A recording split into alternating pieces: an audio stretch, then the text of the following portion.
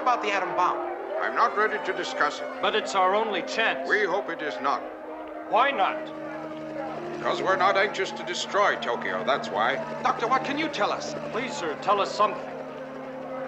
There is nothing more to say. The atom bomb is ready and waiting. But first we must evacuate Tokyo and perhaps all Japan.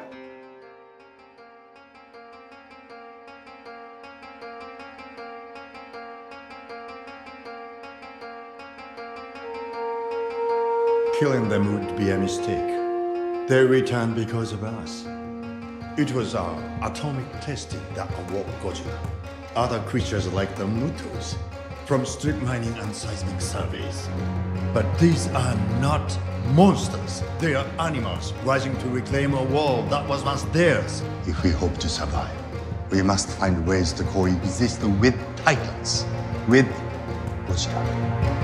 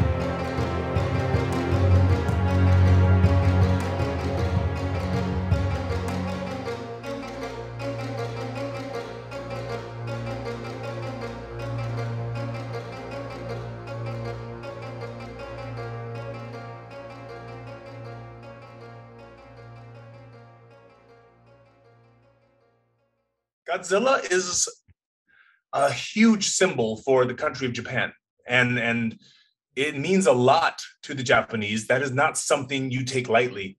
That is almost like a national treasure. It is part of their film history for Toho production company, Toho Films. They have two major films that really made their production company. The reason we know Toho is Seven Samurai and Godzilla. Because of those two monster hits, they were able to continue to do other stuff. They've done tons of other stuff, but those are the things that most people know from history. And to be part of the legacy that is Godzilla, which I believe it's like 36 films, 36 Godzilla films. Some of them are funny, some of them are more for kids, some of them are actually kind of scary, because Godzilla is a symbol for a scary time in their history that shouldn't be forgotten. And thanks to Godzilla, it won't be. You know, the original Godzilla is social commentary on the atom bomb and Hiroshima. And it was such a huge pivotal point for Japan. It's because it's such a huge part of their culture, and it means so much in the heart of their history and humanity. And even though some of the movies got goofy and went off and didn't really mean much social commentary wise, but the heart of it, where it came from, 100% did. And so I think that's why things like Godzilla can have a movie in 1954 and still go strong. The very first movie my dad ever took me to see, ever, was a movie called Godzilla versus the Smog Monster. That was the first movie I saw on a big screen, and I was blown away. First, it's kind of a scary movie. I was a little kid, and I was watching these very adult concepts like death by pollution and all this stuff. And the monster was really, really scary. It was really big. It was bigger than anything I'd ever seen before. So that left an imprint on me. It also left an imprint that Godzilla stood up for the world and life and fought against this thing so that we could have a chance to live without pollution. I thought that was awesome, and it really left an imprint on me. Flash forward several decades, and the words out of my friend and boss's mouth were, "And you're Godzilla." And I was like, there's two parts in me. The professional part was like, all right, so what do we need to look at? How does this thing move? What do you want? How long do we have to shoot? What are we gonna do? Let's make it happen. The inner child was like, yay!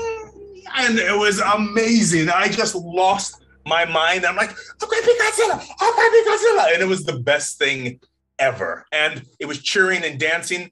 But what you saw on the outside was like, okay, does he have shoulders? Does he have claws? Is he heavy? How tall is this one? And the little kid in me is like, and that was awesome.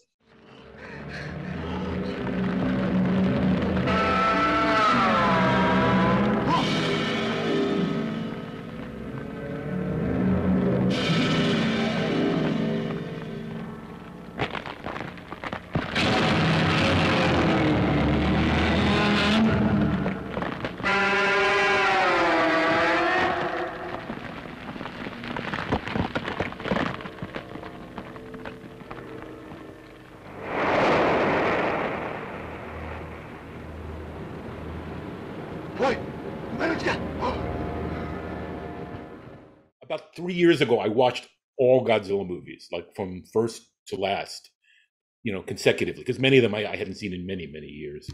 The fact is, I embraced them as a kid, and then I, as an adult, could see other things going on. And I think also, although they started making those for kids, essentially, I think as the years went by and they realized how many adults were still fans, they made them a little bit more sophisticated story-wise. I mean, some of the last Godzilla films are definitely more trying to tell a more complex science fiction. Godzilla has become as iconic as Kong, and in fact, maybe, in some ways, is now more iconic to American audiences because there have been a series of Godzilla movies.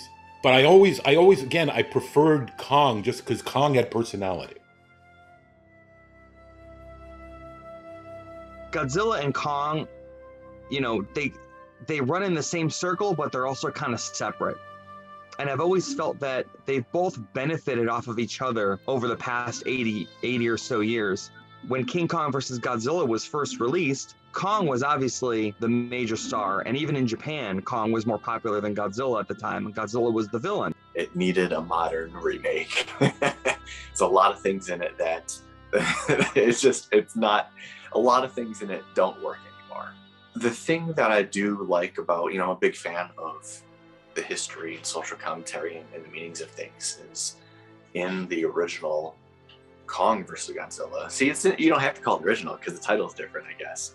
But in the original version of Kong versus Godzilla, is they made it almost in a way as a mockery to the US. Kong was the US and Godzilla was Japan, and that's why they had Kong look so goofy and act the way he did is kind of like a Godzilla's better than Kong, kind of a nudge and laugh at the world. I think there's something fun about watching these giant monsters just rampage through cities and jungles and stuff. Especially in the 60s, things like Godzilla and Gamera become so popular. And I think King Kong is a bit more of a grounded monster out of those ones because, it's obviously a big monkey, whereas Godzilla and Gamera are these made-up monsters. But I think people find something interesting in Kong because it's, an animal that we're familiar with that's just blown up to this massive size that rampages through cities and jungles. And I think there's something quite fun about watching that.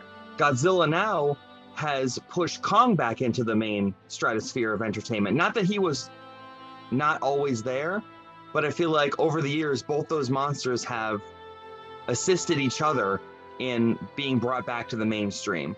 So Kong fans that despise, tokusatsu and the Godzilla stuff, if you don't like Godzilla versus Kong or King Kong Escapes, you don't have to watch those films. But they have their own charm and their own personality, and they're completely separate from the Willis O'Brien stuff or the Cooper stuff. And I can enjoy them all for what they are. Even King Kong Lives, as horrible of a film as that is. I think, if anything, it was pretty much a given that these two monsters would fight, Kong and Godzilla. And King Kong Escapes is very much sort of a side story. It's sort of like a Marvel side story, like an Ant-Man or a Black Widow, where it's there and you can still have entertainment with it, but it doesn't really advance any plots or any stories. It's just another Kong adventure. And, God, the effects in those, as cheesy as they are, they're bad. And the only thing I can say that I can kind of defend it for is that was at the time when 60s and 70s entertainment were aiming for more comic book camp, no doubt thanks to the 60s Batman show with Adam West, that really brought up the whole way of doing entertainment with this kind of media, and Kong and Godzilla did both enter that sort of Adam West era of tone for movies and entertainment. As a kid, I actually vaguely remember like the ads for King Kong Escapes when it played in theaters, but I never saw those films in theaters. I saw them later on TV. And as a kid, I mean, like, to tell the truth, like most kids at that time, Godzilla movies were like the best thing ever. And, you know, and once they got to TV, they ran them like all the time. And it's interesting because I loved them as a kid. Then as I got older and, you know, more mature and sophisticated, I sort of felt, well, they're just really silly. So I don't know if I should really like these things. But then as I got old enough to be wise enough, I loved them again.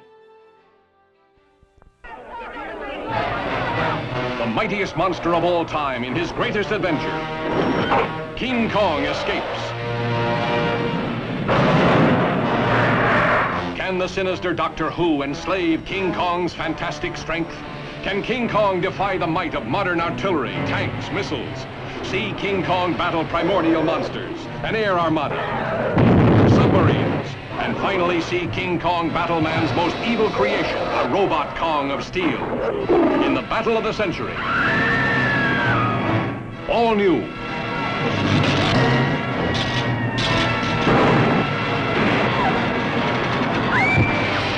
More fantastic than ever.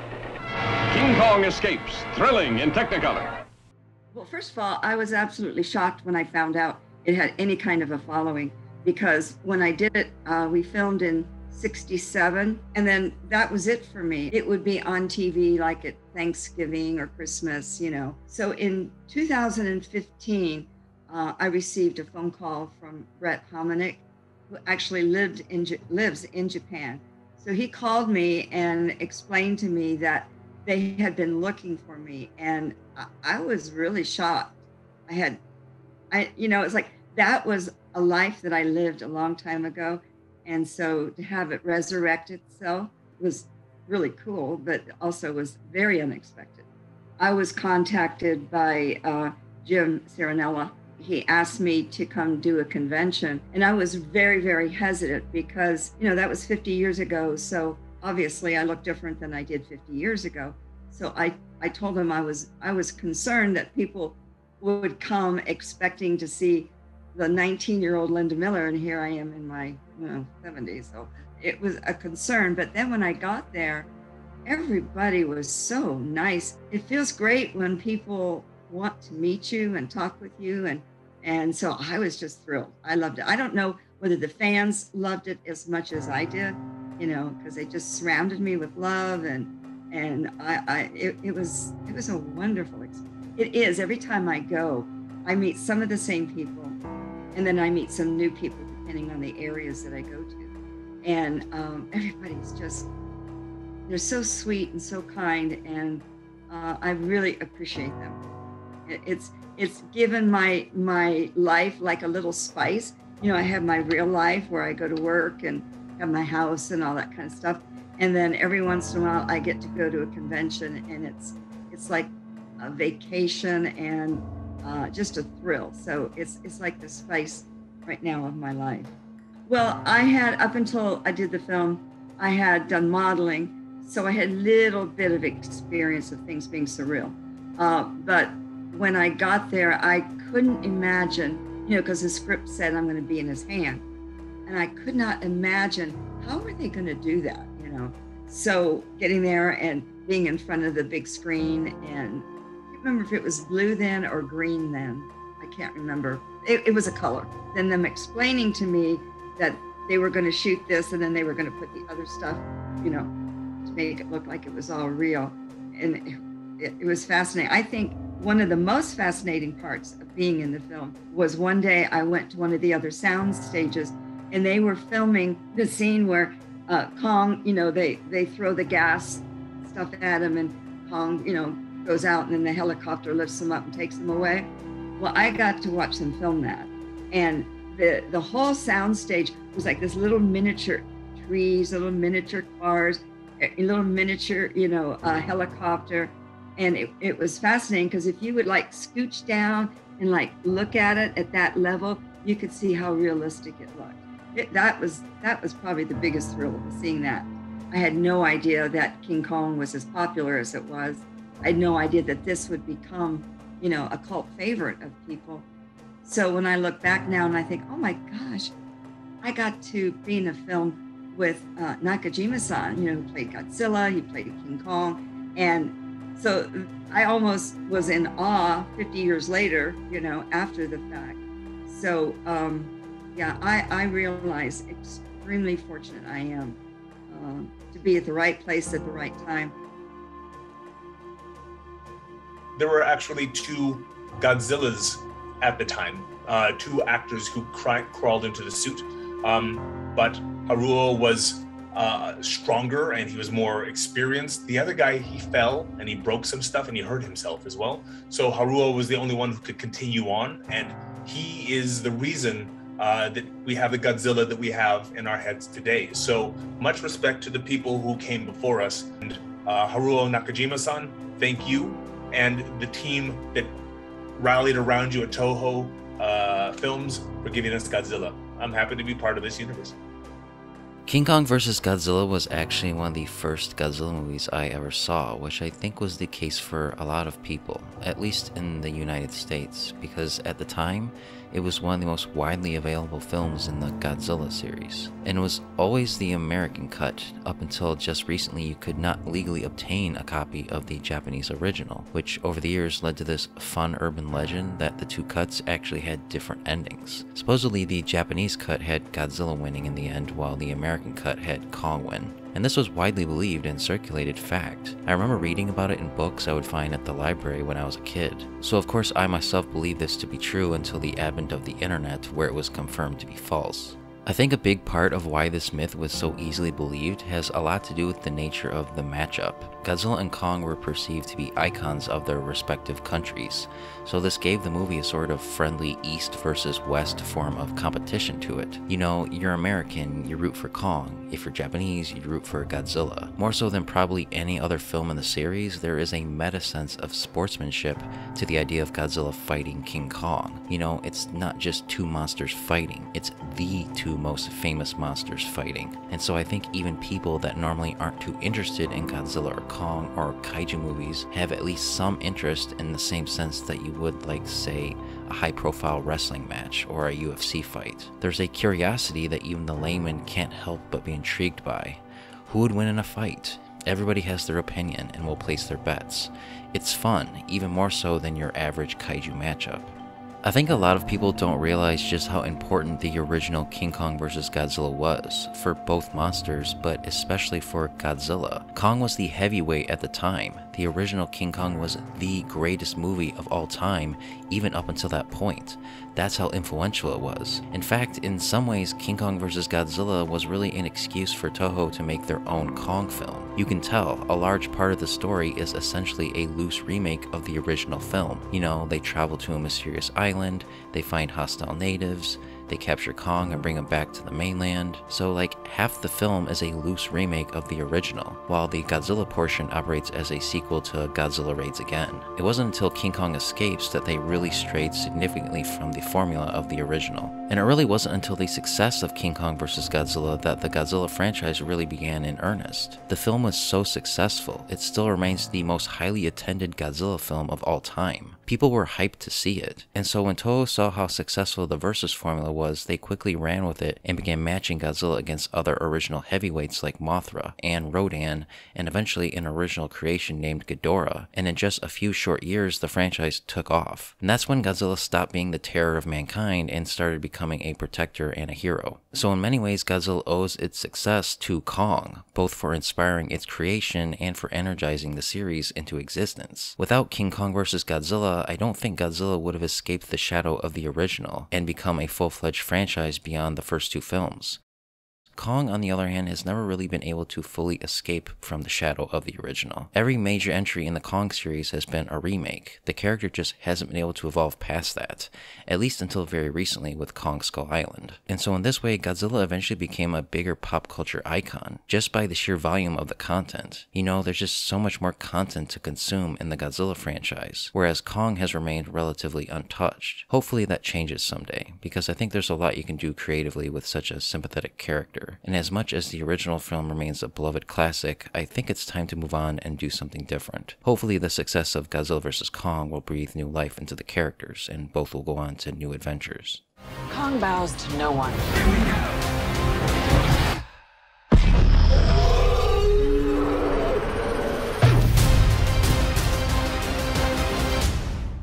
By the time Kong Skull Island came out, I had actually just finished my own remake at the time, and watching it was very much like a Marvel movie.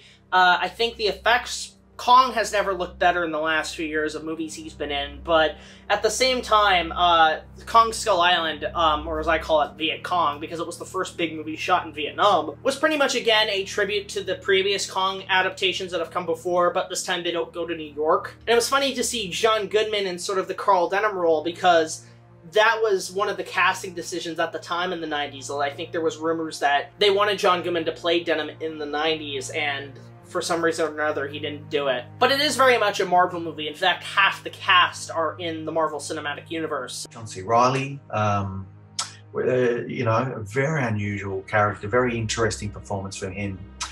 You know, Samuel L. Jackson, I mean, it's just such a stellar cast. Jordan Voight Robinson did just such a great, just a great job of that film. It was just epic in its scale. I love Skull Island. I love that version of Kong because, well, first off, I know Terry Notary. I take quadrifit class with him. He taught me how to walk on arm extensions. You know, he's a great performer. His approach to acting, and he does a lot of consulting on other movies on movement. You know, I consider him a mentor, teacher, as well as a colleague. Because Kong Skull Island came out the Friday of the first week that Terry Notary, who is King Kong, along with Toby Kebbell, he was training me for Rampage in the Santa Monica Mountains. So the Friday of the first week, it's out in theaters, and I'm like, literal King Kong right now is teaching me how to be a gorilla one-on-one in the Santa Monica Mountains where we don't even have cell phone service and we don't see anybody all day. This is incredible. This is ridiculous. And then when I was on Rampage, that's when I went to go see Kong Skull Island. I texted Terry afterwards. I was like, it was so awesome. Oh my gosh. And then at the end of the film, they allude to several characters, including King Ghidorah. I had no idea at the time. I'm going to end up bringing that character to life in the next film that comes out. It was very, very long hours, and it was very interesting because the makeup that they did took about a good 6 hours, and they were rushing with it. The makeup was very, very, very detailed. So I think on a particular day, I had to come at like 5 o'clock in the morning, and they were done by like 1 p.m. They actually had us wear it home, but because it was that project was so high profile, they didn't want anyone to know. So we actually had to sleep in that makeup. The only thing that they took off was the face makeup for the second and third day, because they didn't want like the cops stopping us when we were driving home and looking at us like, what are you doing, you know? But yeah, we had to wear like almost like a white plastic bag, we had to be in it for a good amount of time, just to save on their time. And they were still really, really good about all the detail, and then they did the whole touch-ups, all touch-ups the next day. Well, I work very closely with Jason Baird. We've been friends for 30 years, long-time collaborators, and he owns J&B Effects Studio. So he was actually approached, I think Bill Corso was the head of makeup on that, and they were already shooting the film at the time. They were filming in Hawaii, and he knew this thing was coming up on the Australian shoot, and had always kind of thought, he said to us, that he'd just, you know, do it himself. Then he did a test in a little bit of downtime while in Hawaii and realised what a massive job it was. So I think he may have reached out to Leslie Vanderwalt, who was makeup designer on Fury Road, who I worked for, and she subsequently put him in touch with Jason and I. It sort of went from Bill Corso, to be honest, the makeup designer.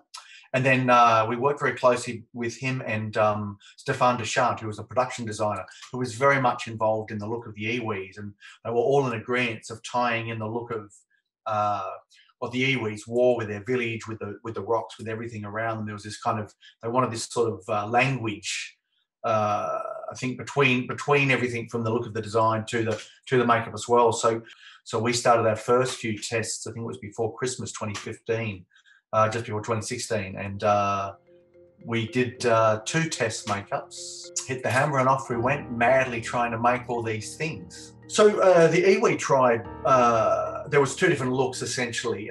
There was the first look where we first see them in the film, where they were blended into the stone. We tried a few different approaches. They were really big, heavy makeups. Jason Baird and I started with a couple of models coming into the studio to do tests, working out the look of stone, which predominantly I have to say was mostly Jason sort of coming up with the approach to that, using, you know, and the colour selection that we use. Also working closely with Stéphane, the production designer, to match the colour palette of the stone wall that he created.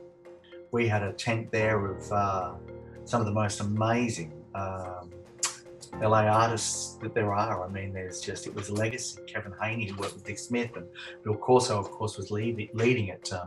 But the name of artists in that room, to be in that tent and to be presenting a makeup that I had some involvement creating with Jason, and to be there representing us, and for all these artists that we've respected to be liking the makeup and our approach to it and what we did, and just having a fun time gluing on for a week together in a tent. That's a rare experience, to have that many fine artists in a room together, enjoying themselves, just gluing on a prosthetic they really liked. So that in itself made the film good before I'd even seen the film. But I have to say, I really enjoyed the film. I thought it was a bit of a fresh take. All the traditional Kong murders, you know, where he snaps the lizard in 2. The one in Skull Island was great because it kind of like sucked up the intestines or something like that while he was killing the thing. You know, it had all the classic Kong moments that you would hope for. It's a whole different story. It's not really about Kong, but again, I thought the gorilla, I thought the model was great. I just didn't like the size. The gorilla was like a bug in his hand. It was like too big. And of course, they were doing that for Godzilla, which they're not releasing him as Godzilla and stuff, so that I understand. Long live the king.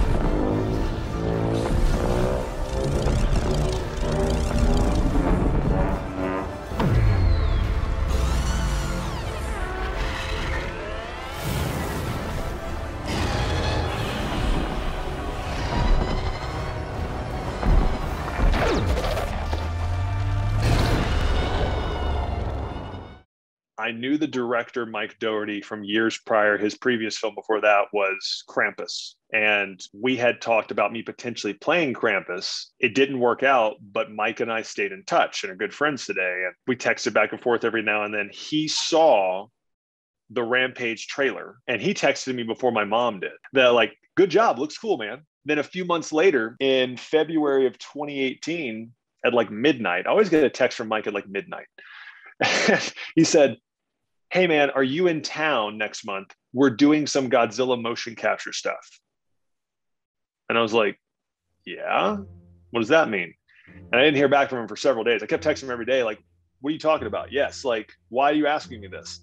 Finally, we get on the phone, and in a 5-minute conversation, he says, the main bad guy, the main antagonist of this is going to be King Ghidorah, the 3-headed dragon, 3-headed monster. I want you to be the center head.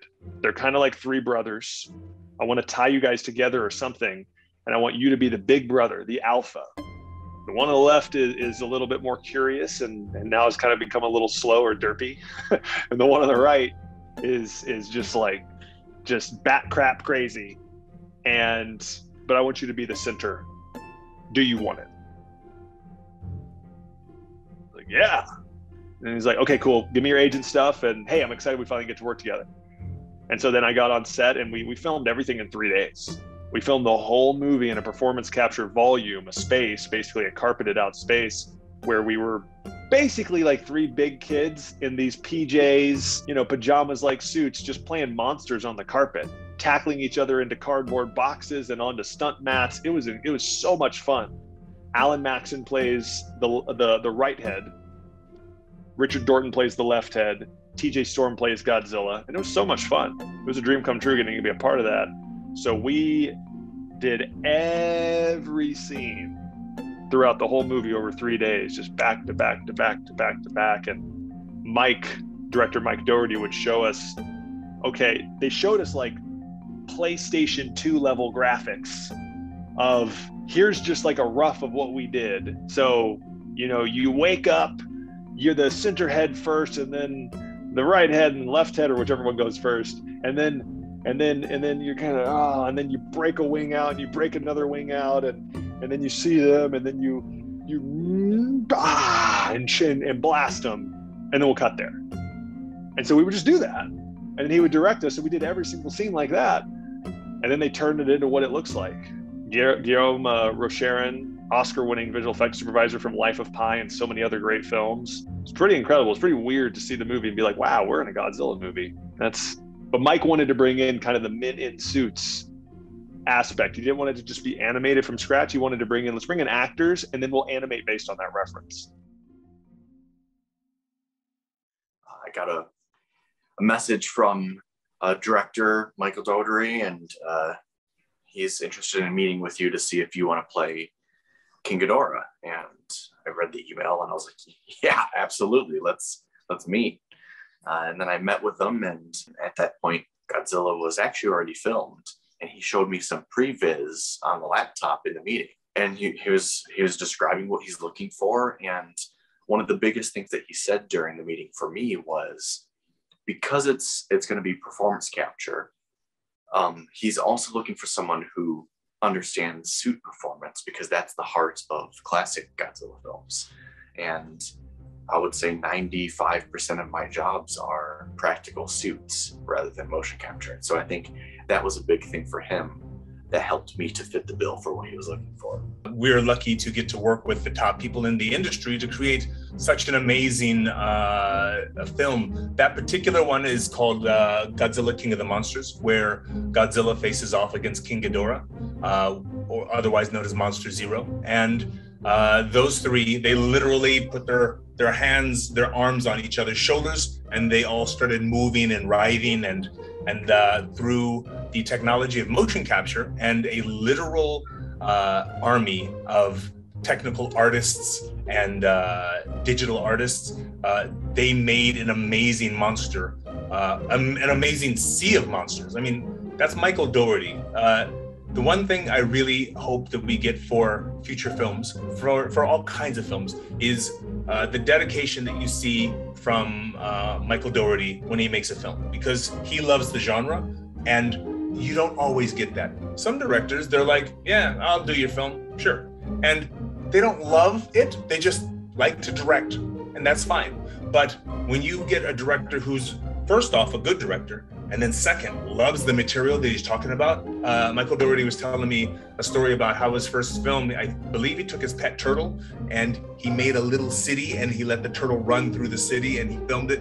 And it was like a kaiju. It's his first kaiju thing. And that's when he was a kid.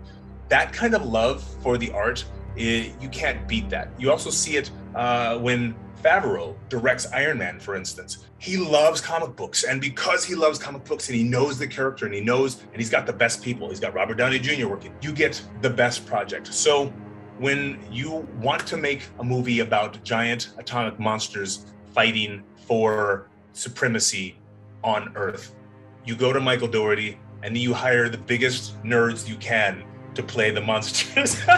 And that's what he did. And we got to fight on screen, and there's wonderful behind the scene footage of us fighting in the motion capture suits, doing performance capture. And it is absolutely wonderful, and I'm happy to be a part of that. For motion capture, we work really, really fast. We were only on set for 3 days. our first day of rehearsal, we had to figure out how we were going to move together, because we did. We tried to strap ourselves together. They had made these little belts that we each wore that tied us together. I was supposed to be the left wing. Alan was supposed to be the right wing. But meanwhile, you're trying to act, you're trying to focus, and you can't have the wings, they wouldn't be in sync unless we could look at each other. So when you look at each other, that would turn the head of the creature. So since Jason was so tall, we said, let him be the wings. He can control the wings. We stayed below him. And as long as I kept my right hand on his back, and Alan kept his left hand on his back, we would drive the character together. And that way we weren't tripping over each other. Because we did. We tried to tie our legs together one time to see if we could walk together. It was too hard. And since we knew they were going to move us, as one, you're really focusing on this part of the head, and a lot of the neck stuff.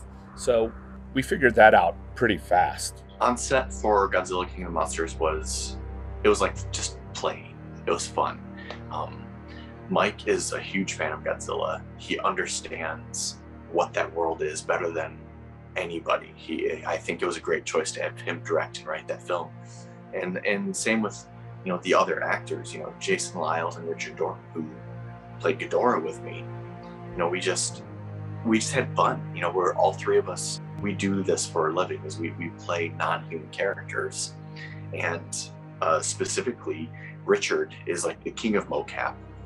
I'm heavy into practical, and then Jason Lyles is actually like a good blend of the two. So it was a perfect harmony having the three of us together, and we just played from the get-go. It was very easy. We were actually going to have, I think, a whole day of rehearsals at first, and we just started filming because we just fell into it. We just knew what we needed to do, and it was great. We just moved real quick. I've worn full body silicone rubber creature suits where you are profusely sweating inside, and you're like, you can't breathe, you can't see. Things that are 8-hour makeups, things that are 160-pound suits. So wearing PJs with like some Velcro dots stuck on you, and I can see, I can breathe, I can use my hands. It was really comfortable. And in fact, there was one day on Rampage where someone asked me, "Are you okay? Are you comfortable? Can we get you?" And I just gotten off a gig where I was in a 160-pound suit with animatronic wires over my face. I couldn't see outside of it at all, and I was like, I'm fine. I'm very comfortable, thank you. And so it was refreshing and a lot of fun, especially with Rampage being the arm extensions. That was really a lot of fun. It's kind of like getting taught how to skate on a skateboard in a way. Then with Godzilla King of the Monsters, it was even less so. It's really cool. It's very comfortable wearing that stuff. And it's cool because then you have to use pure imagination because you're not wearing anything practical. So you just have to really imagine. You got to look out of your eyes as like, what would it feel like if I was this character? What does this character think like, feel like, breathe like, all that? In the digital world, you can create these incredible, expansive universes without spending a lot of money that you would practically, suit work. Like I've seen the Godzilla films. For me, it's a man in a rubber suit. You can only get so much organic movement out of it. That's one thing. I mean, you have to admit those movies are, some of it, they're pretty funny, and the puppetry that was used to make it, that was the height of their technology at the time. But as we have now grown with the computer, our Ghidorah looks fierce and scary, and which is what he was supposed to be. I mean, he's pretty scary. We were taking over the world, that kind of, we were destroying the, cities in the world, and we were causing tsunamis and all this kind of stuff. You can't do that practically anymore. So the technology has helped in certain ways. I mean, I love personally, I love practical makeups instead of CG makeups, bullet hits. I love to see squibs. I love to see, really good prosthetic sculpting, things like that. I like a lot of practical makeup in general, but the technology, when you use it the right way, you can get the desired effect like you do in King of the Monsters. There's a long time between when you shoot it and when you finally see the movie, and I was in the movie theater, and I'd worked on several things since I shot the first Godzilla. And so we shot a whole bunch of stuff. We shot a bunch of different Indians. We shot a whole bunch of different possible fights, the way the Mutos fought. So I didn't know which ones they chose. We're not there for that. We just shoot all the stuff and then they take it and they do all the magic to it. So I forgot most of what I did and I didn't know what they chose. So when I am watching them fight and I see these red lamps kind of bouncing around in the foreground and the Muto had just thrown Godzilla back, and I was like, I'm in the movie. I forgot that I did it. I am just gone. I'm just like, oh man, they outnumber him. He's getting his ass kicked. And then you hear this whoa, whoa, whoa, whoa, whoa, whoa. And you see this weird light. And I was like, what is that? Whoa, whoa, whoa, whoa, whoa, whoa, whoa, whoa. And then he blows the atomic breath. And I'm like, ah, you lose your mind. It is the best thing ever. And I didn't know they were going to light stuff up and make sounds. We didn't have all of that. We were on the stage. I was just like, ah, and you don't think about the tail. You don't think about that. But all of those digital artists do. And just a quick shout out to the unsung heroes, really. The entire CGI team, the special effects team, the storyboard artists, the atmospheric guys who make the atmosphere and make it look like night and make all the energy and the debris and the explosions, and the teams that make, all the artists that make Godzilla look like Godzilla, the riggers, the model makers, all of those guys, they never get a shout out. But because of all of those really dedicated people who love what they do, we get to watch Kong, we get to watch Godzilla, we get to see all of these amazing things happen on screen. It's because of all of their hard work, but nobody ever shouts them out. So I just wanted to give a shout out to all of the digital artists who make us look amazing and make our stories come to life in full color.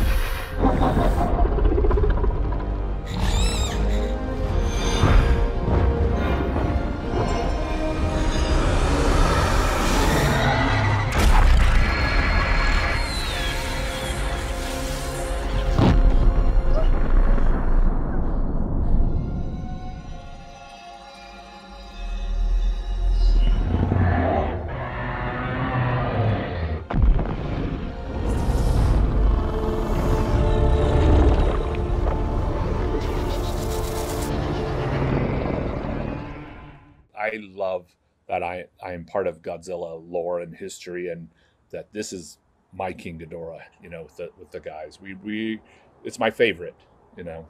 We met Bear McCreary, who did the soundtrack at the screening too, and he was like, I have to have a picture with you guys. It was really incredible. It was really incredible to be able to have that experience. Could be my one in a lifetime chance, and I soaked it all in. After the movie, the three of us didn't want to leave. You know, we hung around the complex and met fans and signed autographs and took pictures with some of our fans. It was an incredible feeling.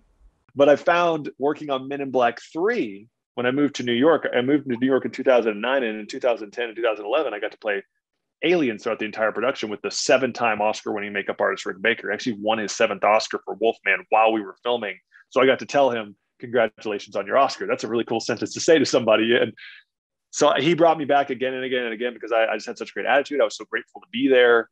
And that showed me I'm not too tall for this.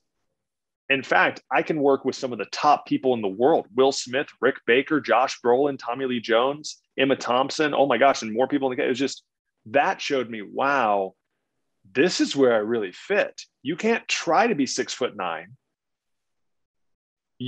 And that's, if you're not that tall, if they're looking for someone that tall, plus you're going to be unrecognizable. So it's okay if you're not an A-list actor, as long as you fit the look and you're an actor and you can bring the character to life and you're willing to wear all this stuff, you're kind of a very rare killer combination. And I saw people like Doug Jones who are that similar height and build who had done all of this. And I just started tailoring myself after that and said, and an acting mentor of mine, David Patrick Green, pointed out, you should go all in on this. You should put all of your chips in and play this card like crazy because there's nobody like you. And then I met some makeup artists in LA who were like, whoa, dude, how tall are you? He would be perfect for this, this, and that, this, and that. Dude, do you live in LA? If you're not in LA, we probably can't help you because they're not going to fly you out, give you per diem, and put you up if we need to bring you in for half a dozen fittings for some character. But if you're in LA, half the time they ask us, who do you know who's that tall, who's an actor, who can wear all this stuff? And we can just cast you. But you got to be here. So I moved out to LA and started booking things like Death Note and Rampage and Godzilla and half a dozen other things. And really found where I specifically fit. And I do like being humans when I can, but these characters are typically like the coolest in the entire film. A lot of times the film or project is about that character. So it's such a privilege and an honor and a responsibility to get to play characters like that. I'm thrilled to do it.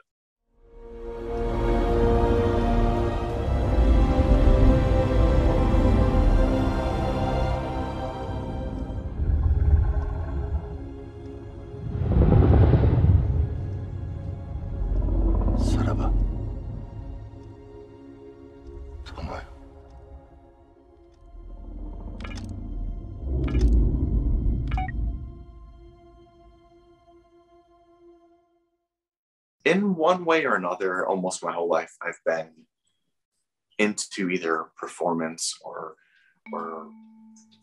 just television and film and just the entertainment process in a way. And, you know, even at a young age, I remember just loving watching behind the scenes on the VHS or DVD tapes. And biggest ones were, you know, clearly Star Wars has the most large library of behind the scenes. You know, Jurassic Park was a huge one, and just all the ones that showed you how they truly make movie magic. And I think that stuff, you know, at a young age, it really just, it gets you going, and you don't let that go. It's way too creative and powerful in the end result. So I think that's kind of where, you know, I would say it started from. It's just that love for it. I did theater. I was in the theater program. I got into stunts working on a television show there. I moved to LA to do stunts. That's really what I was pursuing. I wanted to be a stunt man.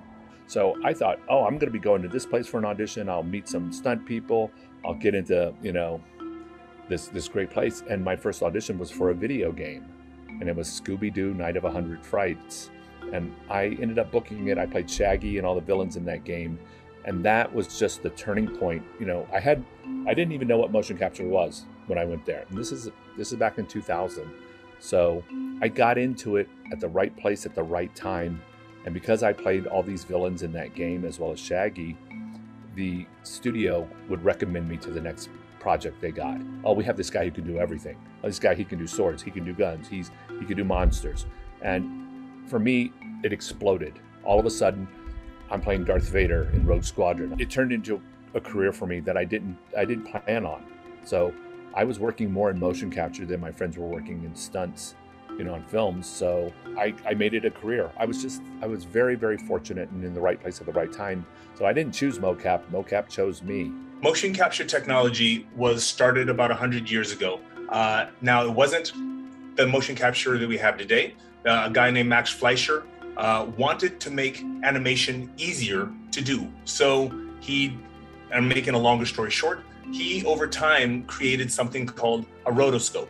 Now it has a much longer name because it's a machine, but the rotoscope is simply the ability to film something and then put it on a table and then put something on top of that and then animate over the top of that real motion picture. So you are actually capturing motion. That is motion capture. Flash forward maybe 70 years, and the medical industry decides to start to use motion capture to measure gaits. They wanted to be able to measure the walking distance of people, especially people with like polio and bone diseases, so that they can make proper braces for them and help them medically. Eventually, the entertainment industry looked at this and they were like, that's interesting. You guys can capture motion and then project it?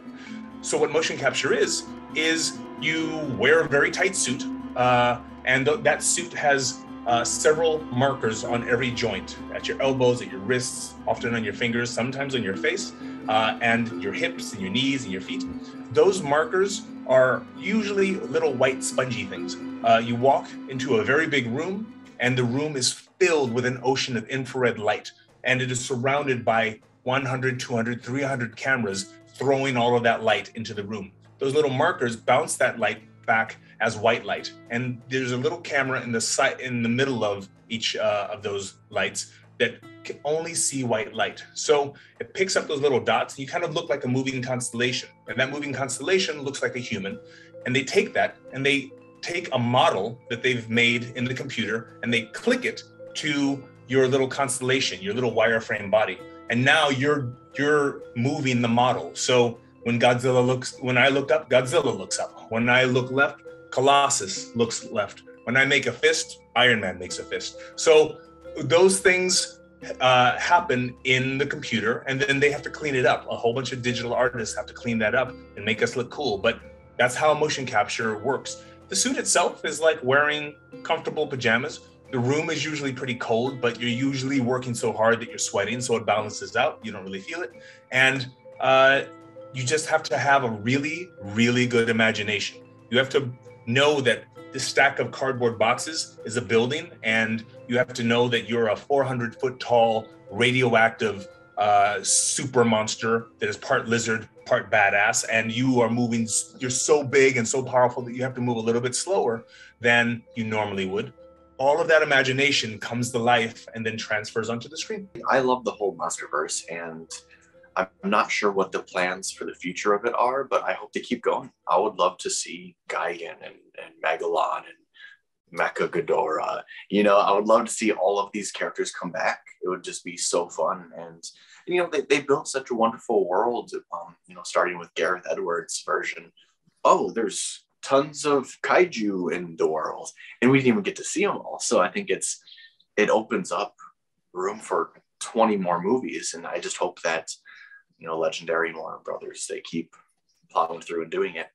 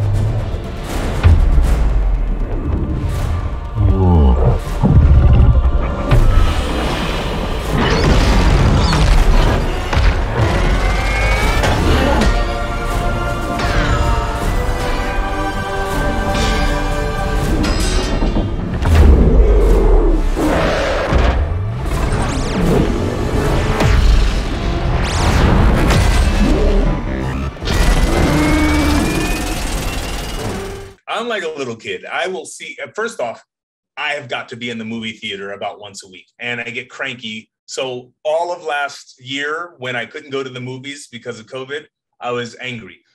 Thankfully, Disney Plus opened up new avenues of watching things that I could watch. HBO Max showed me things, and I'm like, okay, I'm not going to go completely nuts. I get to watch cool stuff. But I love going to the movies. So going to the Monsterverse to see all of these things come to life. I mean, and they're done so well with Samuel L. Jackson on top of everything else. I mean, the ultimate Godzilla versus Kong, which is hilarious because it takes itself so seriously. I mean, everybody accepts that there are these two creatures and that all of this stuff could actually happen. And even though, I mean, when the two of them are on the deck of a battleship, they would sink a battleship if the two of them were on the deck of it, for Christ. And they're having like a fight, like it's Muhammad Ali and George Foster or something like that. I mean, it's crazy. And then they take you to some internal world inside Earth where there's atmosphere and things can fly. And what is that? And everybody in the movie is signed on to the fact that this universe exists. Nobody has to be convinced, which is part of the joy of all of those movies, and especially of the King Kong movies, is that they can't believe that this creature exists. And the first time you see him, it's awe-inspiring because you've never seen anything like that. And it gets harder and harder to do that, I think, because people have seen the movies. And so they have seen this before, but that still is a plot element in the King Kong movies. I realized that you've got to be a certain sort of, what's the phrase, kind of a childlike fascination with these things, but I have that. I mean, I was raised on King Kong and Godzilla type reruns, watching those in the late 60s and early 70s. And so I never stopped. I loved Godzilla versus Kong. I'm not a big fan of how it ended, although I understand why it ended the way it did. CGI is just the way the world is right now, and it's so incredibly expensive to build practical effects and practical Kong hands and everything. And as much as I'd love to see practical effects used in Kong movies and Godzilla movies, I understand why they go the CGI route. Godzilla vs. Kong, I thought was a very pleasant surprise that came out this year as this recording, 2021. It was delayed a few times, the hype was huge, and I think it lived up to it. After 60 years, these two monsters finally clashed, and at the end, they work together. They become best friends. So, yes, there is a winner, but at the same time, they allow both sides of teams to unite and be essentially in a form of peace, and I think that is a bit more of a stronger way to end the movie than just one overriding the other. I want to see more Kong versus Godzilla movies, not gonna lie. I like any type of fighting between two big creatures. So like I watched a lot of Godzilla too when I was little, so I like it. I like it a lot. Huge things punching each other. I mean, yeah. Pacific Rim, come on. That was big things punching each other all the time. That's great.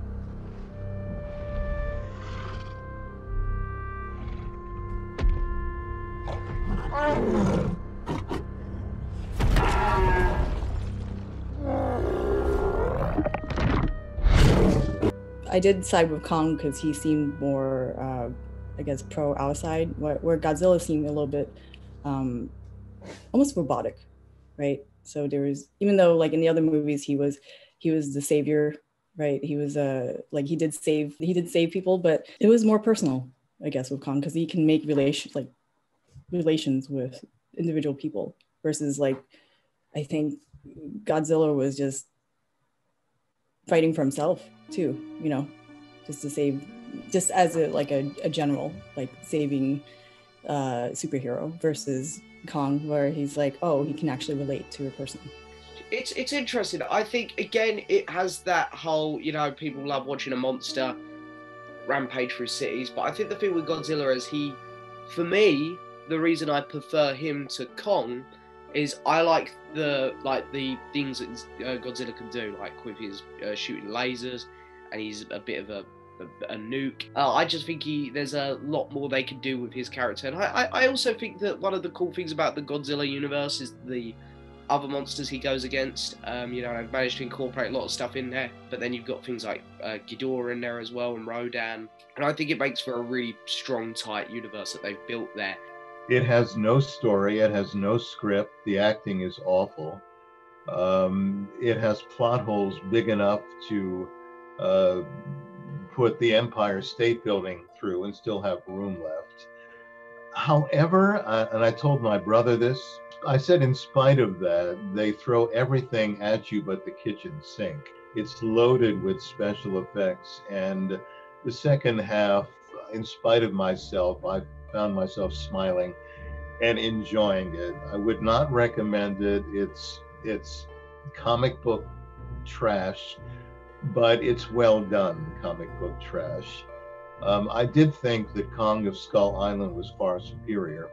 It had a better air of sobriety and seriousness about it. The monsters were good, but again, they don't hold back on the effects. They throw it all at you in the second half of the film, and it's hard not to enjoy it. And if you tell people that I said that, I'll call you a liar. Claim that I never did. What was Dwayne like on set? He always seems like a pretty nice guy. I mean, he seems like a nice guy, but no, I'm kidding. He's the nicest guy in the world. He is a huge, like, you hope he's really nice. You hope he's really cool. You hope he likes you. He's even better than that. Poachers killed his entire family. He's in your troop now. I want you to welcome him. Welcome, Pavo.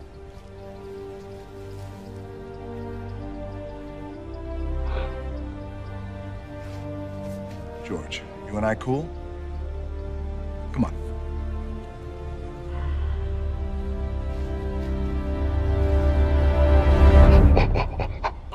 Wow. I can't, come on. I should never have taught you that. Stop that. Now, come on, now get me, come on. Now, don't do that. Stop that. Okay, all right, listen. I need you to protect Pablo.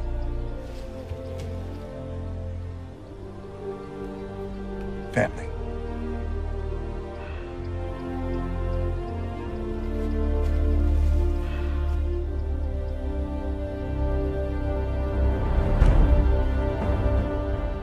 We wanted to do a game where you became the bad guy type of thing. It was one of the first ones where you could actually control it. So here you are, big, huge, monster type character, and you're eating people and you're having fun. It was always done with a little tongue-in-cheek humor to it. If you wanted to be, King Kong versus Godzilla and just punch each other, you could do that. There's nothing stopping you in the game. If you wanted to just destroy all the buildings, if you wanted to look for all the food items, we tried to create a game where the player could play it on their terms. So one of the great things about Rampage was the fact that you could be playing the game and somebody you don't even know walks up next to you and they can play with you and continue, and then somebody leaves and somebody else walks up. 10 years later, we made Rampage World Tour. That time, not as an employee, but as our own company. It continued from there until a few years ago when The Rock decided to make a movie based on the game, which is just incredible. I remember going over to my best friend in 4th grade, Nick. Went over to his house for Christmas. He had a Nintendo 64, and so it wasn't the original, but it was the Nintendo 64 Rampage. I think it was Rampage World Tour. And I think I played as the gorilla. I can't remember what he played as, and I didn't know the gorilla's name was George, but I remember going over to his house and playing that and having so much fun. And then as soon as I got out of there, I told my mom, I got to go to Blockbuster and rent that game because it was so much fun. We just played it for hours and hours and hours. So I'm a big video gamer. So to get to play a character like that in a video game adaptation movie was pretty cool for my childhood self. I had played Ryuk in Death Note on Netflix, the visual effects supervisor on that film, since Ryuk is totally practical except for the face, which ended up being motion capture and the voice of Willem Dafoe. The visual effects supervisor and I became really good friends because we were working together every day, and he kept talking about the next movie he's going to do is Rampage with The Rock, based on the video game. I was like, oh, that's cool. We became friends. He actually ended up being one of my groomsmen in my wedding. But I was at his house a couple weeks after we got back from Death Note, and he's flipping burgers and steaks on the grill and says, hey, what do you know about gorillas? And I was like, I don't know, why? And he's like, well, start researching. I'm gonna introduce you. I'm going to say that you're my #1 guy for this role because they're looking for someone taller than Dwayne Johnson, who's 6'4", 6'5", you're 6'9", so who can move well. I'm going to say you're top. Okay, cool. He said, I'm going to get you a meeting. Every week I thought it was next week. He's like, oh, I'm talking to him. It's going to be next. For like 6 months, I was researching gorillas and Andy Serkis and Terry Notary and all of this. Then they brought me in. I got one-on-one with Terry Notary, kind of did a little like faux training session. And we did some stuff, and he said, great, yeah, I'm gonna tell him you're my 2 thumbs up. So next week when we start training, and I was like, do I have the role? Like, is that it? So they didn't really audition anybody. As far as I know, they just went with the visual effects supervisor's recommendation. I met with Terry, who is King Kong in Kong Skull Island. He trained everyone in Planet of the Apes. He's the guy. He's like, yeah, my decision, thumbs up, I can get you. I didn't know what to think. I didn't know where they were going with it. I actually thought it was well done. They did a lot of nods to the game, like the lady in the red dress, because in our game, George always grabbed the lady in the red dress. That was his, the way the buildings crumbled. They did a lot of nods to it. I thought Jason did an incredible job as George. He was incredible. I mean, when you got the rock star in a movie, it's going to do well. For me, it was like a dream come true because Weta did the visual effects, and I'm a huge Lord of the Rings, Andy Serkis, Gollum nerd fan, and Planet of the Apes and Peter Jackson's King Kong and so many avatars. So getting to work with them was incredible. There was a lot of the Planet of the Apes in the King Kong crew. Getting to work with one of my best friends, Colin Strauss, who's visual effects supervisor, was great. Getting to be on set and be the Chewbacca to Dwayne Johnson's Han Solo every day was incredible. And just fist bumping and high-fiving and hugging him every day. And he was so kind, and it was such a fun character to play. I mean, the character has so much heart and has the biggest laughs in the movie, and it's all about his connection with Davis and getting to go on that arc and getting to fight like King Kong size by the people that made Peter Jackson's King Kong. You know, King Kong fights some T-Rexes. I got to fight a lizard and a wolf, but it was incredible. I was going to a particular arcade that had a Pac-Man contest where you could win a Pac-Man machine with the highest score by October 31st, by Halloween of 1981. I ultimately won the Pac-Man machine. That was a time that later became recognized as a world record score on Pac-Man. But that arcade in Lawrence, Kansas, where the University of Kansas is, that's where I first ever played Donkey Kong.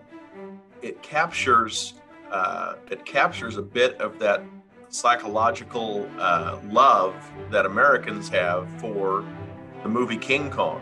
The big gorilla is front and center in the game. Plus, I mean, the game was very fun, interesting. It had a lot of the same type of appeal, I think, that Pac-Man had. You know, very, very simple to grasp, but difficult to do, just like Pac-Man was. And so between the just the video game craze, the similarities to Pac-Man, and then the psychological connection to King Kong, I think it just was a perfect storm. You know, I think there's a pretty good chance that the myth, the legend, the movies, and probably even the video games of King Kong are going to live on for a long time. I forget the exact date that the original movie came out, but I believe it was in the 1930s. So it's been almost 100 years that Western culture and Eastern culture and Asia have been fascinated by the big gorilla. So why not for another 100 years? I think it's going to last for a long time.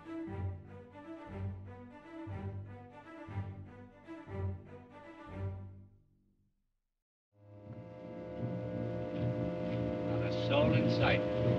People must all be gathered up ahead there. That wall, Skipper. What do you think of that, eh? Colossal.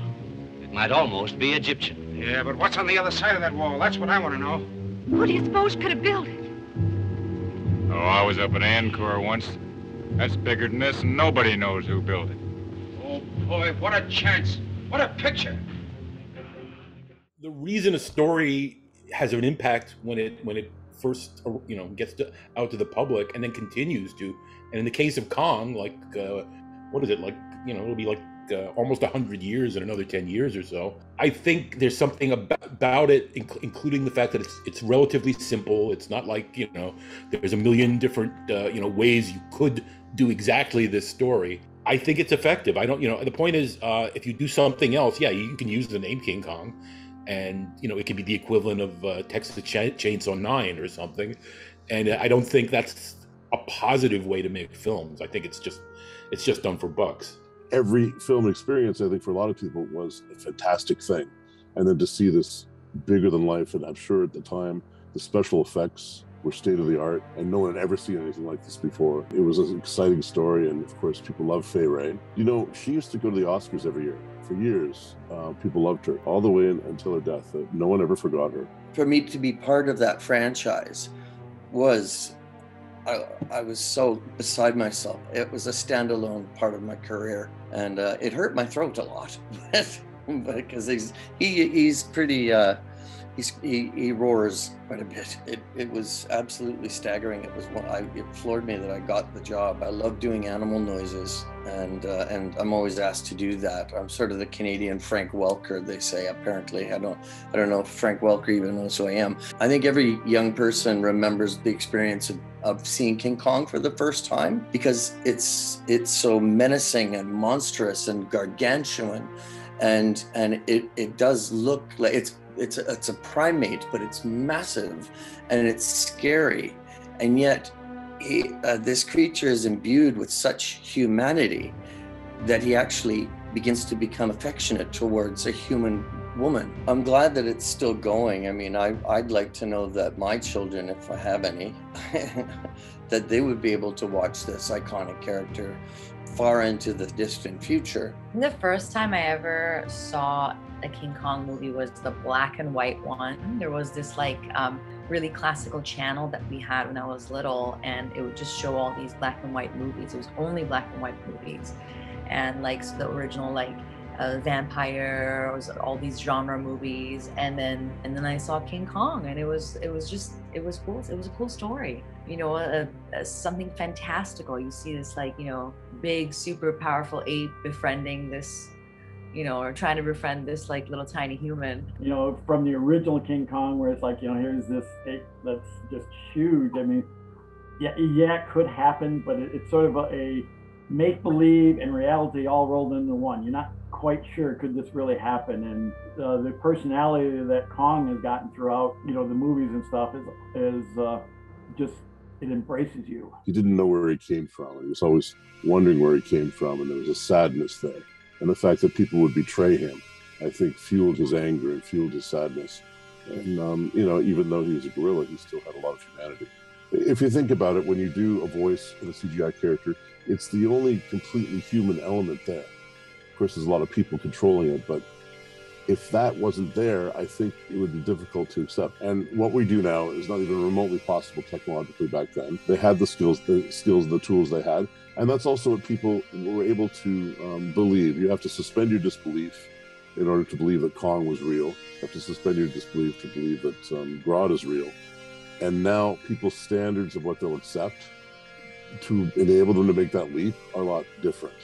I think people needed to be looking much more real now than did back then. And I think maybe even the fact that it was stop motion added a creepiness and a scariness to it that you wouldn't see today.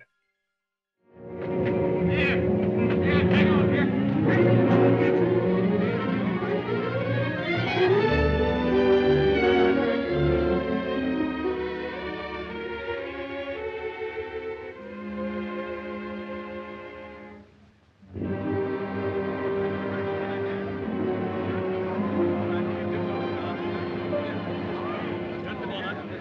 Wait a minute. Let me through, officer. My name's Denham. Just a moment. Oh, Lieutenant. Lieutenant, I'm Carl Denham. Carl Denham? Denham? Oh, that's the man that captured the monster. Well, Denham, the airplane's got him. Oh, no. It wasn't the airplanes. It was Beauty killed the beast.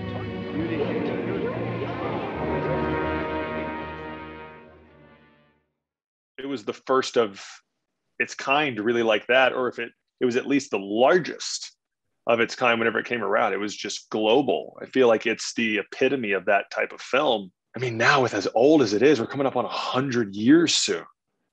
It's crazy.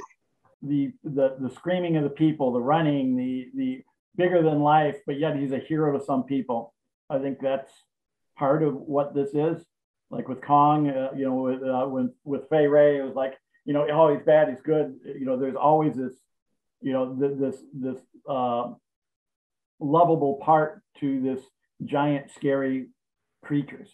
I think he will last a long time. I just think every, you know, so many years, something else is brought out with a Kong type character. I don't think he's going away anytime soon. King Kong will go on. Somebody will be doing another remake in 30 years.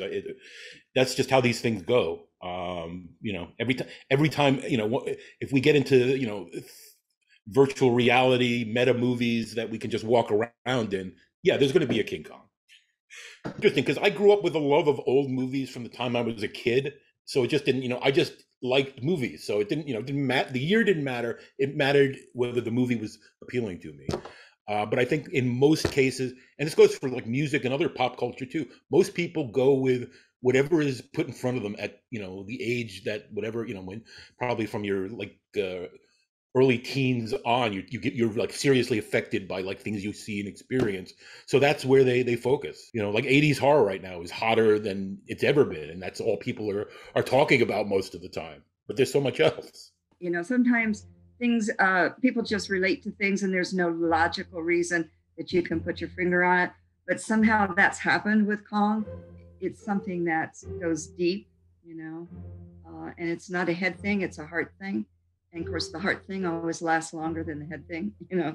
It's part of most of our upbringing. And then that next generation was watching it in the 60s and 70s.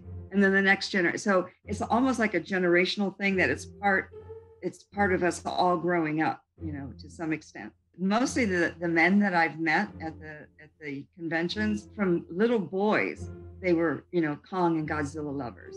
And you can almost see, you know, here we have a 50, 60-year-old man. You can almost see them becoming like a 7 or 8-year-old child again with their enthusiasm and their love for the character. 2,000 years ago, 6,000 years ago, we needed to tell stories. We told stories of a man with a hawk's head. And we loved those stories so much that we carved it into a wall and we said, that is Ra. And he has a son that looks similar to him, and his name is Horus. And that was the mythology. Flash forward 4,000 years, and you start telling stories about a man who was so strong that he could fight an army just using a jawbone. And then he fell to the woman he loved. Flash forward again, and you start to see the Marvel universe, and you start to meet Thanos. And then flash forward a little further, and you start to see the giants, the titans, we call them now, the kaiju. And it just depends which, we used to call it religion, but it's always been mythology. We love our stories. Stories are important. They're symbols of all kinds of different things. For some, Kong is a symbol of strength. For others, Godzilla is a symbol of coming to do what you have to do because it is the right thing. And then you're tired and then you return to go back, but you're always ready to fight evil when evil rises. So that story, the stories of things that are bigger than us, those are so important. Those are what make us human. And sometimes it's just easier to absorb that information through something that is literally bigger than us. Kong, Godzilla, superheroes, gods, whatever it is, if you want to talk about it so that we can all talk about the same thing, that makes it easier. And that's what storytelling does for humans. And I think that's really important. And I'm really honored to be a small part of that and a small part of our mythological history.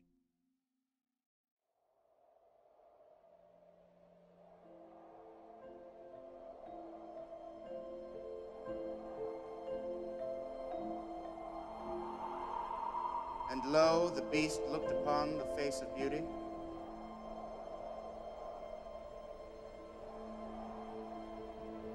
And beauty stayed his hand.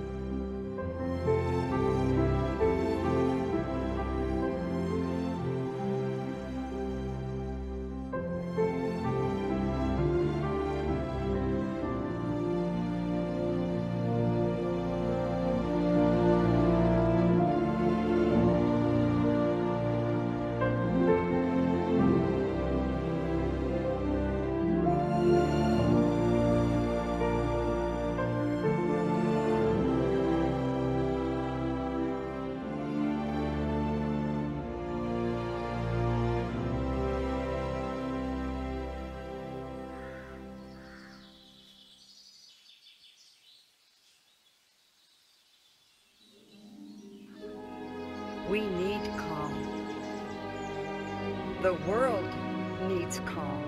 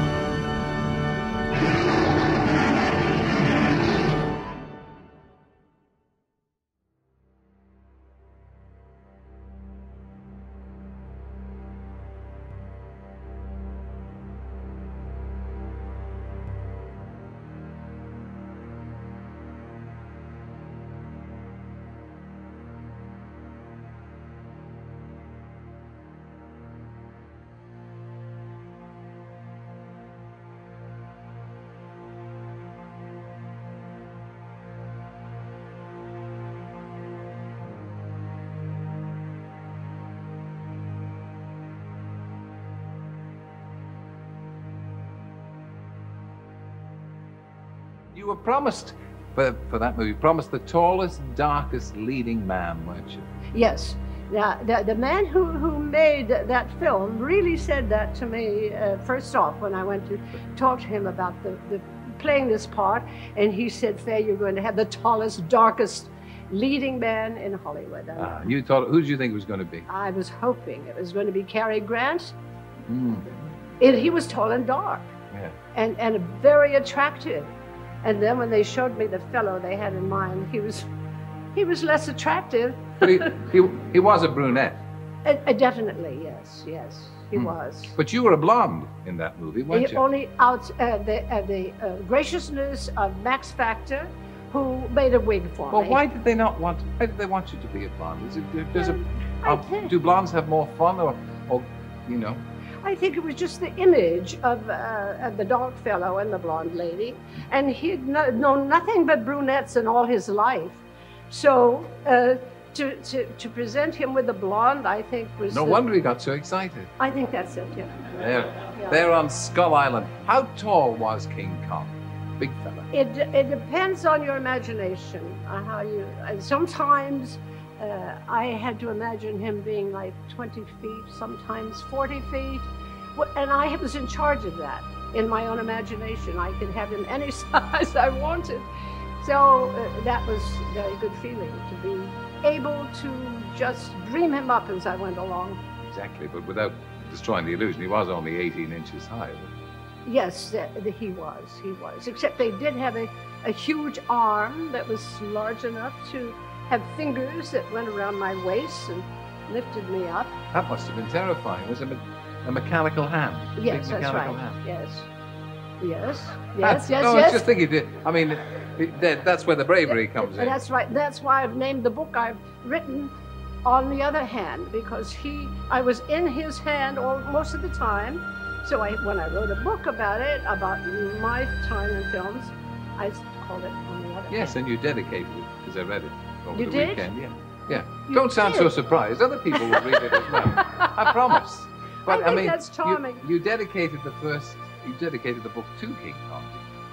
In a sense, well. because I addressed a letter to him in the beginning. That's right. That was the preface. Does it not make you sick that that's what people remember you for? No, it does not make me sick. Just annoyed? No.